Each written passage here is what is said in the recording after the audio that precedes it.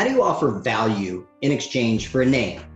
So as you're gathering names, numbers, contact information, instead of just asking for that, have something of value. And it's fairly easy because it coincides with kind of what you're doing for this week as well. Remember the building your knowledge piece.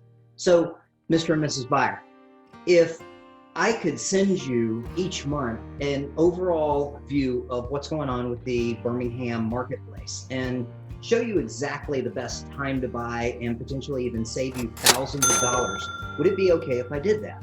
Or Mr. and Ms. Seller, there's definitely some specific times that you should sell and sometimes that you should not sell.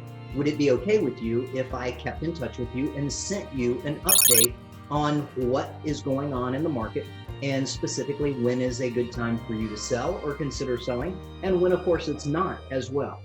So you're not asking them just for a name and number, because they know that that is something that a lot of people do just to bombard them with all kinds of stuff, right? You're actually offering something of value. It's the law of reciprocity when you do that.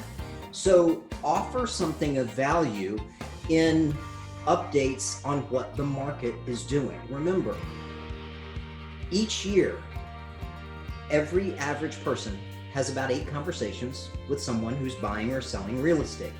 What you are getting to is asking the questions that generate a specific response. So instead of saying, do you know anyone that is going to buy or sell a home?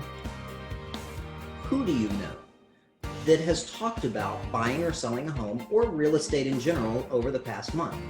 Mr. and Ms. Smith, one of the things that we've noticed in the business is that each year, the average person has about 8 conversations with someone else about housing, whether it's buying a home, selling a home, whatever the case may be.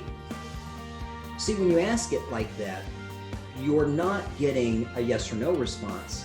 You're generating a mental process where they're really thinking about who have they spoken to that has talked about buying a home or selling a home, a value proposition. And it's a way to approach conversations where you're really having a different conversation. You're controlling the outcome when you do that, but now you've also got knowledge because you're building your knowledge base with statistics. And you can offer something of value. Because keep in mind, we can also send our personal Kelly snapshot, market update, and app to them as well that they can continue to get daily instant updates as well. So when you offer something of value, and you can even tell them, listen, I'm not going to bombard you with all kinds of things, but what I'd like to do is keep you informed on what's going on in the market in case sometime in the future you either A, think about buying or selling yourself, or B, you speak with someone who is thinking about buying or selling a home. Because I would love to be the first person that comes to mind if somebody ever asks you about buying or selling a home. So Mr. and Ms. Seller, would it be okay if I kept you up to date on what's going on so that you know exactly when to buy the next home? Because of course that can lead to thousands of dollars that go into your pocket as well. So that you can keep up with these contacts on a consistent basis with valuable information. Remember, you are in the business of communication. The more you practice, the more you figure out how to truly and effectively communicate your value, the more business you'll have.